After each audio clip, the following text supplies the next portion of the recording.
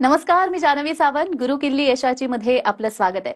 आज आपण नशा भविष्य खराब करू शकते या विषयावर चर्चा करणार आहोत आणि आपल्याला मार्गदर्शन करणार आहेत आचार्य सुनील कुमार. आचार्यजी, कार्यक्रमात खूप खूप स्वागत. खूप खूप धन्यवाद, खूप खूप आशीर्वाद. तर तुम्हाला थोडक्यात आचार्य सुनील कुमार यांची ओळख करून देते. आचार्य सुनील कुमार हे गेली 22 वर्ष भाग्य परिवर्तनच्या माध्यमातून घरातील प्रत्येक अडचणींवर योग्य आणि फलदायी मार्ग दाखवत आलेले असल्यामुळे संपूर्ण महाराष्ट्रासह अमेरिकेत, कॅलिफोर्निया, दुबई पासून देशामध्ये दिल्ली, गुडगाव, हैदराबाद, गोवा व इंदोर आणि महाराष्ट्रामध्ये छत्रपती संभाजीनगर, पुणे, नाशिक, मुंबई येथे त्यांचे सेंटर्स आहेत. आपणास आपल्या कुठल्याही प्रकारच्या समस्यांवर हमखास उपाय हवा असल्यास स्क्रीनवर दिलेल्या फोन नंबरवर संपर्क साधून आपलं शंका निरसन करून घेऊ शकता. चला तर मग चर्चेला सुरुवात करूया. आजचा आपला विषयच हा आहे नशा. आणि बरेच आजचे युवक म्हणा किंवा आजची पिढी म्हणा नशेच्या आहारी गेलेली आपल्याला दिसते. तर त्यांच्या कुंडलीमध्ये हा दोष असतो म्हणून असं होतं का? खूप चांगला प्रश्न केला तुम्ही. प्रेक्षकांना सांगू इच्छितो की जर तुमच्या घरी कोणी नशा करताय तर त्याच्या मागे निश्चितपणे कुंडलीचा जे दुष्प्रभावी ग्रह तो कारणीभूत असू शकतो. त्याचं कारण आहे, कुंडलीमध्ये जर राहू चांगला नाहीये तुमच्या, तर निश्चितपणे राहूच्या दोषमुळे माणसं नशाकडे लक्ष देतो आणि त्याला सवय लावून जाते. खूप काही लोक असं पण करताय की ते करताय पण त्यांना सवय नाहीये. असं नाही की रोज रोज करायचं, पण खूप काही लोक जे रोज रोज करतायत त्याच्या कारण कुंडली अनुसार राहू ग्रह दोष.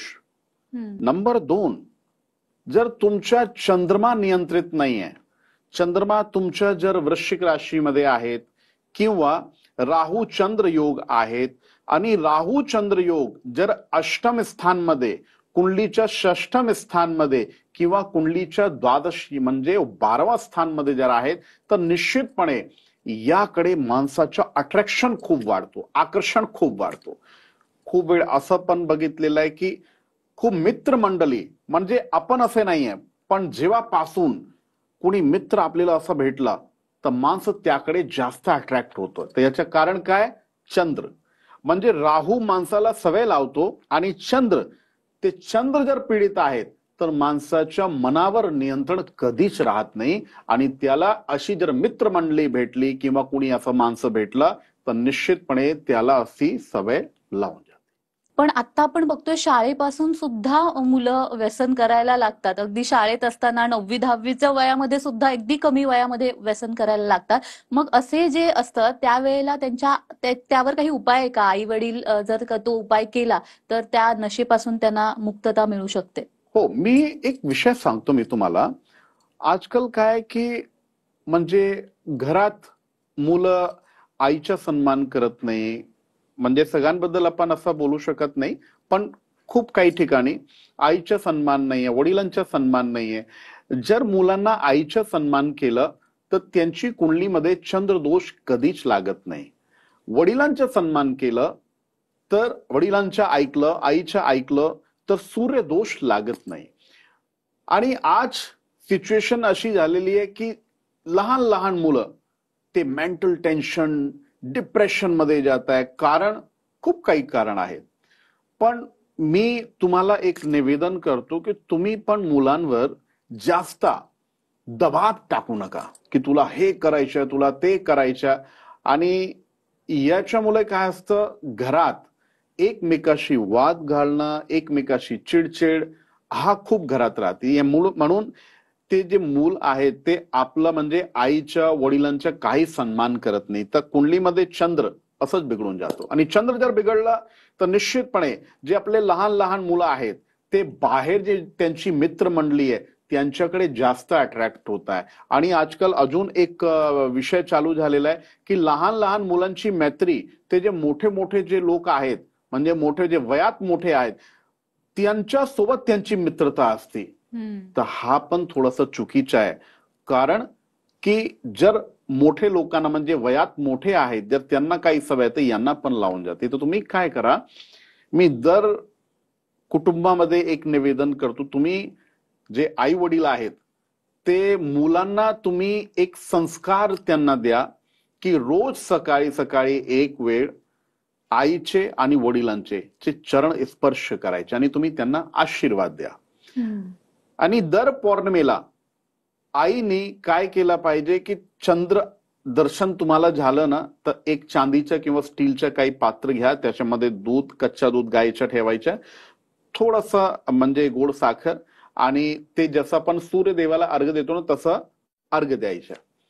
आणि वडिलांना काय केलं पाहिजे की तांब्याच्या पात्र घ्या आणि त्याच्यामध्ये जल भरा, थोडासा गूळ टाका आणि तो जल तुम्ही सूर्यदेवाला घाला, म्हणजे पाणी आणि दूध हे दोघांचा जर अर्घ्य तुम्ही दिला तर निश्चितपणे जर तुमच्या मुलांना असं सवय लागलेली आहे किंवा तुम्हाला जर अशी इच्छा आहे की नाही बाबा आपले मूल त्याकडे म्हणजे त्यांचं लक्ष गेला नाही पाहिजे, तर तुम्ही आधीपासून हे प्रयत्न करा. वडिलांनी सूर्यदेवाची आणि आईनी चंद्रदेवाची असं पूजा केली पाहिजे आणि अर्घ्य दिला पाहिजे, तर निश्चितपणे तुमचे जे मूलवाले त्यांच्या लक्ष तिकडे जाणार नाही. आता हे आपण लहान मुलांबद्दल बोललोय, पण बऱ्याचदा असं होतं की जेव्हा नशा ज्या घरामध्ये केली जाते, बऱ्याचदा तिथल्या स्त्रिया विक्टीम होतात, त्यांना मारहाण केली जाते. तर असे काय उपाय आहेत जे केल्यामुळे त्या महिलांना चांगले परिणाम दिसून येतील? खूप चांगला प्रश्न आहे आणि मी सांगू शकतो की खूप काही लोक जे असं करताय म्हणजे नशा करून आणि घरात मारहाण करताय, मी निश्चितपणे सांगू शकतो त्यांच्या शनी एकदम 0 डिग्रीवर जाणार, म्हणजे 0 डिग्री. आणि शनी जर 0 झाला ना तर तुम्हाला हिरो कुणी बनू शकत नाही, हे तुम्ही लक्षात घ्या. कारण जेवढे त्रास म्हणजे जर तुमची कुंडलीमध्ये फ्युचरमध्ये भविष्यात जर काही दुर्घटना किंवा कधी कधी काय असतं तुमच्यावर केस मुकदमे आणि खूप लोक षडयंत्र करताय, तर त्याच्या कारण काय शनी तुमच्या खराब आहेत. तर शनी जर तुमचा बिघडला ना तर पूर्ण भविष्य तुमच्या बर्बाद. म्हणून घरात कधीच असं मारहाण करायचं नाही. नंबर 2, याचं कारण काय, तर कारण आहे जर कुंडलीमध्ये शनी चांगला नाहीये, शनी नीच राशीमध्ये आहे, षष्टम आहे, अष्टम आहे, तर निश्चितपणे घरात माणसं यासारखे काम करतो म्हणजे मारहाण करतो. तर त्यासाठी काय करायचं की घरी जे कोणी दुसरे लोक आहेत त्या लोकांना शनिदेवाचा उपाय केला पाहिजे. तर काय करायचं, तर एक काम तुम्ही नक्की करा, दर शनिवारी पिंपलाच्या झाडाच्या खाली जाऊन तुम्ही 11 दिवे लावा मोहरीचे तेलचे आणि त्याच्यामध्ये थोडेसे काळे तेल टाकायचे आणि 11 उडीदचे दाणे टाका. तुम्ही असं 11 शनिवार केला ना तर निश्चितपणे शनी तुमचं चांगलं म्हणजे आणि घरात जे काही मारहाण वगैरे जे होते ना ते कधीच होणार नाही, तुम्हाला कधीच त्रास होणार नाही. तर हे तुम्ही एकदा नक्की या विषयावर तुम्ही लक्ष द्या, तर निश्चितपणे घरात एकदम शांतता राहणार. आचार्यजी, मला अजूनही या संदर्भात प्रश्न विचारायचे आहेत, मात्र आपल्या प्रेक्षकांनाही काही प्रश्न पडलेले आहेत, त्यांचे वैयक्तिक प्रश्न आहेत. कोल्हापूरहून शोभा थोरात आपल्याशी जोडल्या गेलेल्या आहेत. शोभाजी, माझा आवाज येतोय आपल्याला? ठीक आहे, हो येतोय. बेटा तुम्ही तुमच्या जन्मतारीख सांगा, जन्मतारीख सांगा तुमच्या. सर जन्मतारीख 4 जानेवारी 2000 बघा. 4 जानेवारी 2000. 2000. हा 2000 साल. हा तुमचा आहे का? माझे नाही, माझ्या सुनबाईचा आहे. अच्छा, आणि जन्म वेळ माहिती आहे का? सर जन्मवेळ नाही हो मला भीती. अच्छा, जन्म ठिकाण काय? जन्म ठिकाण शिरोळ आहे बघा त्यांचं. ठीक आहे. आता मी तुम्हाला सांगतो, हिची कुंडलीमध्ये दशा बरोबर नाहीये, म्हणजे हिला दाम्पत्य सुख नाहीये, दाम्पत्य बद्दल खूप त्रास, आणि लगभग 1.25 वर्ष झालं म्हणजे 1 वर्षापेक्षा जास्त झालं. तर कुंडलीमध्ये असं पण दिसतंय काही लीगल इश्यूज म्हणजे केस, पोलीस, कोर्ट कचेरी हे पण असू शकतो. तर काय असं चालू आहेत का? होय चालू आहे. चालू आहेत ना, तर ती थोडासा त्रास देणार बेटा. त्याच्या कारण अजून एक आहेत की तिचे घरचे जे लोक आहे ना ते पण थोडासा चुकीचं सपोर्ट करताय. ठीक आहे, म्हणजे याच्यामध्ये जे केस आता शांत झाला पाहिजे ते तसं नाहीये, ते खूप काही लोक तिला सपोर्ट करताय म्हणून ती थोडासा त्रास देणार. आणि नंबर 2, दाम्पत्य सुख नाहीये आयुष्यात म्हणून थोडासा सिस्टम खूपच जास्त गडबड झालेला आहे आणि तुम्हाला पण तिचा खूप त्रास आहे. आणि मला एक सांगा, तुमच्या मुलाच्या म्हणजे त्याची कुंडली आहेत का? होय आहे सर. मला एकदा डेट ऑफ बर्थ सांगा. 16/5/95 सर. आणि जन्मवेळ माहिती आहे? होय आहे 4:10 वार मंगळवार आहे त्याचं. 4:10 सकाळी संध्याकाळी? दुपारी 4:10. अच्छा ठीक आहे. आणि जन्म ठिकाण? जन्म ठिकाण त्याचं रेटरी कारखाना सर. हा, याची कुंडलीमध्ये पण दाम्पत्य सुख नाहीये. आणि तो सरकारी नोकरी करतो का बेटा? होय. ठीक आहे. म्हणजे याची कुंडलीमध्ये नोकरीचा खूप चांगला योग आहे, सरकारी नोकरीचा योग आहे, पण दाम्पत्य सुख नाही. आता मी तुम्हाला उपाय सांगतो, ते उपाय करायचे बेटा. ठीक आहे. नंबर 1, दर गुरुवारी तुम्हाला गुळचं दान करायचं. ठीक आहे. 1.25 किलो गुळ घ्या आणि गौशालामध्ये जाऊन तुम्ही गुळचं दान करा. 16 गुरुवारपर्यंत हे तुम्हाला करायचं. नंबर 2, म्हणजे जे तुमचा मुलगा आणि तुमची सून दोघांचं नाव घेऊन तुम्ही अमावस्येला जे सतनाजा म्हणतात ना, सतनाजामध्ये सप्तधान्य, ते सप्तधान्य तुम्हाला प्रदोषला तुम्हाला दान करायच्या महादेवच्या मंदिरमध्ये. नंबर 3, तुम्ही काय करा, जे दोघांची फोटो, जे एकत्र फोटो आहेत ना, म्हणजे लग्नाची जे एकत्र फोटो, त्या फोटोच्या पाठीमागे 7 नंबर लिहून आणि उत्तर दिशेला ठेवा तुम्ही. ते 3 उपाय तुम्हाला करायचे आणि 3 उपाय केल्यानंतर निश्चितपणे हे जे वाद चालू आहे, म्हणजे कोर्ट कचेरी केसेस वगैरे हे सगळं चालू, आणि याच्यामुळे तुम्हाला जे त्रास होतोय ना, ते शांत होणार. एकदम टेन्शन घेऊ नका. खूप खूप आशीर्वाद तुम्हाला. तर मला वाटतं शोभा थोरात यांना त्यांच्या समस्येवरचा उपाय मिळालेला आहे. आचार्यजींनी तो सांगितलेला आहे. तुम्हालाही जर तुमच्या समस्येवर उपाय हवा असेल तर स्क्रीनवर दिलेल्या नंबरवर लगेच संपर्क साधा. आता वेळ झालेली आहे छोट्याशा विश्रांतीची. कुठेही जाऊ नका. पाहत रहा गुरुकिल्ली यशाची.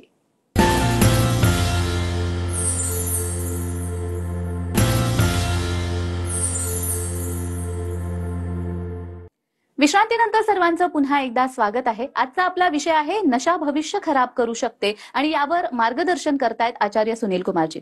मला अजूनही या संबंधात प्रश्न विचारायचे आहेत, मात्र आपल्या प्रेक्षकांमधूनही फोन यायला लागलेले आहेत. अरुणा सोनावणे जालन्याहून आपल्याशी जोडल्या गेलेल्या आहेत. अरुणाजी, माझा आवाज येत असेल तर तुमचा प्रश्न विचारा. नमस्कार. हा नमस्कार. अरुणा बेटा, जन्मतारीख सांगा. माझ्या मुलीचं नाव आहे पूजा सोनवणे. हा, जन्मतारीख काय तिची? जन्मतारीख 27/8/1989. जन्मवेळ माहिती आहे? 7:15 ते 7:30 दरम्यान सकाळी. ठीक आहे. आणि जन्म ठिकाण कुठे बेटा? धुळे. ठीक आहे. मला सांगायचे बेटा आणि विचारायचे पण की तिच्या लग्न झाला होता आणि लग्न झाल्यानंतर तिच्या लगेच प्रॉब्लेम आला. ठीक आहे. आणि तिची कुंडलीमध्ये जे वैवाहिक सुख आहे ते वैवाहिक सुख दिसत नाही. तर काही याची लग्न झाल्यानंतर काही प्रॉब्लेम झालेला आहे का तिच्या? हो झालेला आहे. आणि आता ती घरी आहे? घरी आता ती. अच्छा. काय बेटा?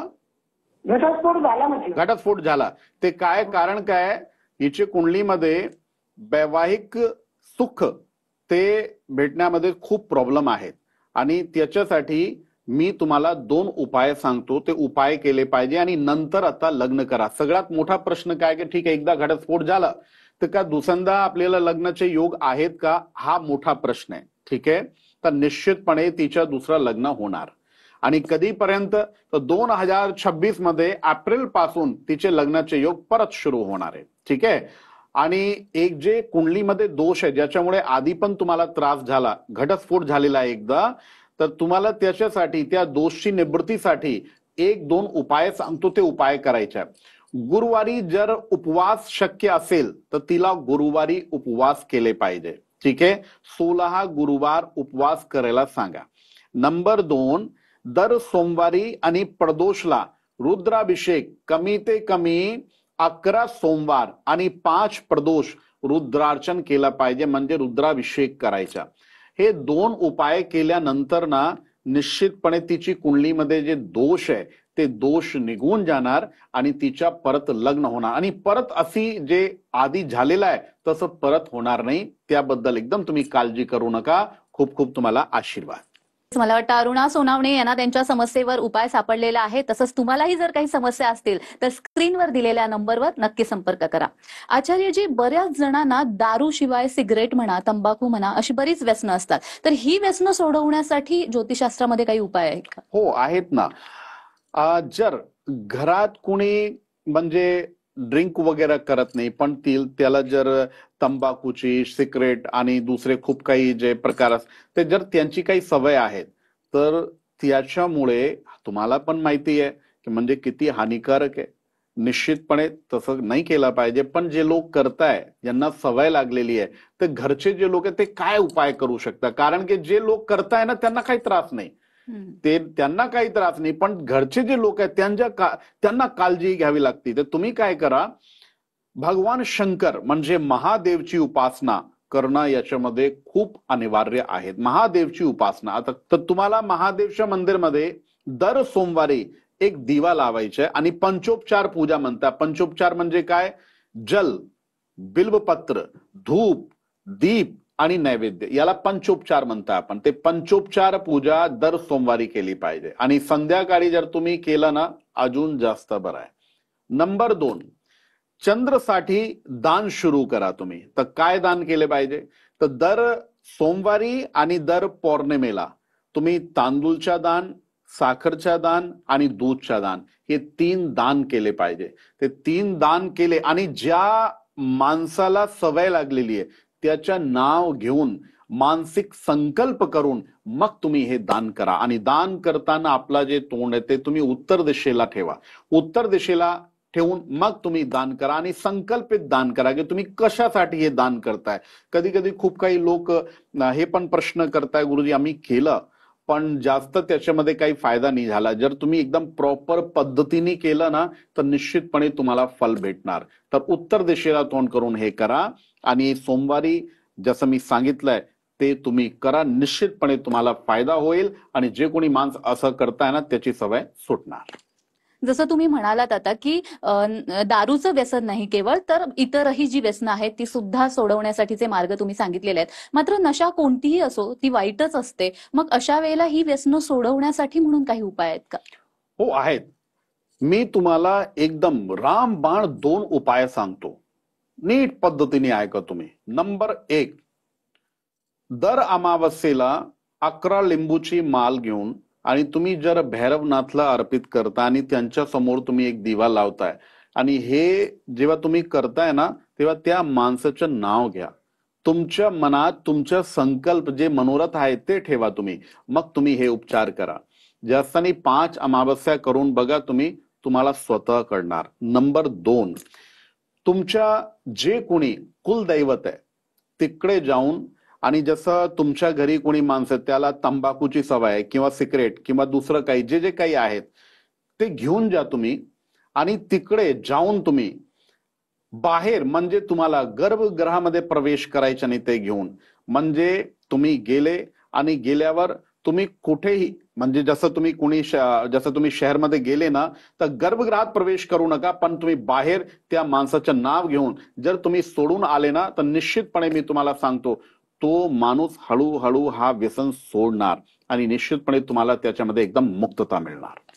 अगदीच आचार्यजी, व्यसन कसं घालवावं याविषयी तुम्ही मार्गदर्शन केलं, पण बऱ्याच वेळा असं होतं की त्या व्यसनामुळे शारीरिक त्रास खूप होतो, रोग होतात, तर त्यापासून मुक्तता मिळावी यासाठी काय उपाय आहेत? यासाठी एकच उपाय आहे, महादेवाची शरण. म्हणजे खूप काही लोक, हा एक परिहासचा विषय, खूप काही लोक काय करतात म्हणजे महादेवच्या हवाला देत आहे, ते तसं करतात, त्यांच्या आपण भांग चढवतो, ठीक आहे, जर आम्ही केलं तर काय. महादेवानी अजून खूप काही काम केलेलं आहे. हा, फक्त तुम्ही म्हणजे एक गोष्ट तुम्ही बाबा ते जे आपण मंदिरामध्ये जाऊन ते काही जे चढवताय ना आपण, ते संपूर्ण विश्वच्या कल्याणासाठी पूर्ण विश्व आपला कंठमध्ये घेत आहे. म्हणजे त्यांच्या समर्थ को नाही दोस्त गुसाई, म्हणजे सामर्थ्य त्यांच्याकडे, आमचं काही सामर्थ्य नाहीये, तुमचं काही सामर्थ्य नाहीये. म्हणून काय केलं पाहिजे, महादेवाची शरण घ्या तुम्ही. जो माणसं महादेवची शरण घेतली आणि महामृत्युंजय मंत्रचा जाप जे स्वतः करते, रुद्राक्षी माल घ्या आणि त्याच्यावर महामृत्युंजय मंत्र जपा, तुम्ही स्वतः जपा आणि नाहीतर अनुष्ठान करा, तर निश्चितपणे जे तुम्हाला त्रास झालेला आहे त्याच्यातून तुम्ही बाहेर पडणार. आणि अजून मला एक सांगायचं, खूप काही लोक काय करतात, त्यांना असं वाटतं नाही बाबा आपण जर नशा सोडला ना तेव्हापासून आपल्याला त्रास जास्त होतोय किंवा आपल्याला चिडचिड जास्त होतीये, तर हा पण एक मानसिक आजार आहे. म्हणजे हा शारीरिक नाही आहे, पण हा एक मानसिक आजार आहे. म्हणजे माणसाला असं वाटतो की जेव्हापासून सोडलं तेव्हापासून ते जास्त चिडचिड आहे. आणि खूप काही लोक कुतर्क पण करतात. जर त्यांना कोणी महापुरुष भेटला ना, ते त्यांना बोलताय की ठीक आहे आम्ही सगळं सोडलं, पण सोडल्यानंतर आम्हाला काही असं काही वाटलं नाही की काही चांगलं झालं की काही. बाबा तुम्हाला चांगलं जर आयुष्य भेटलं ना, हा तुमची खरी संपदा आहेत निश्चितपणे. आणि आयुष्य आता खूप बाकी आहे, म्हणजे खूप राहिलेलं आयुष्य तुमच्या. खूप काही वस्तू तुम्हाला भेटणार. कारण की जे कुणी माणसं व्यसन करतो ना, ते कुंडलीमध्ये जे मी ऑलरेडी सांगितलंय, शनी, राहू, मंगल, चंद्र हे बिघडून जात आहे. आणि निश्चितपणे चंद्र जर बिघडला ना, तर तुमची चिडचिड निश्चित होणार. तर तुम्हाला जर तुम्ही सोडला आणि तुम्हाला चिडचिड होते, तुम्ही काय करा, चंद्रमाचे उपाय करा. ते त्याच्यासाठी काय करायचं, पौर्णिमासी तुम्ही उपवास ठेवू शकता. नंबर 2, पौर्णिमेला तुम्ही दूध, साखर, तांदूळच्या दान करणं सुरू करा. आणि नंबर 3, मी तुम्हाला एक खूप चांगला उपाय सांगतो, केसी मोती घाला. आणि केसी मोती तुम्ही गळ्यात पण घालू शकतात. आणि तुम्ही आधी एक प्रश्न केला होता की लहान लहान जे मुलं आहेत की आम्हाला संशय वाटतो त्यांच्यावर की काहीतरी करताय, पण आपल्याला स्पष्टीकरण नाहीये. तर त्यांच्यासाठी पण तुम्ही जर हे उपाय केले, त्यांच्या गळ्यात मोती घातला ना, तर त्यांच्या मन एकदम नियंत्रणात राहणार. एकदम निश्चित काळजी करू नका. मला वाटतं बरीच लोकसंख्या ही नशेच्या आहारी आहे, त्यामुळे या मार्गदर्शनामुळे त्यांना निश्चितच फायदा होईल. तुम्ही ते आलात आणि खूप छान असं मार्गदर्शन केलं, त्यासाठी धन्यवाद. खूप खूप धन्यवाद. आणि प्रेक्षण आशीर्वाद. ओम स्वस्ति न इंद्रवदश्रवा स्वस्ति नः पूषा विश्ववेदाः स्वस्ति नस्तार्क्ष्यरिष्टनेमिः स्वस्ति नो बृहस्पतिर्दधातु दीर्घमायुः. तर गुरुकिल्ली यशाची मध्ये आज आपण इथेच थांबतोय. पुन्हा भेटूया एका नवीन विषयासह. तुम्ही कुठेही जाऊ नका, पाहत रहा TV9 मराठी.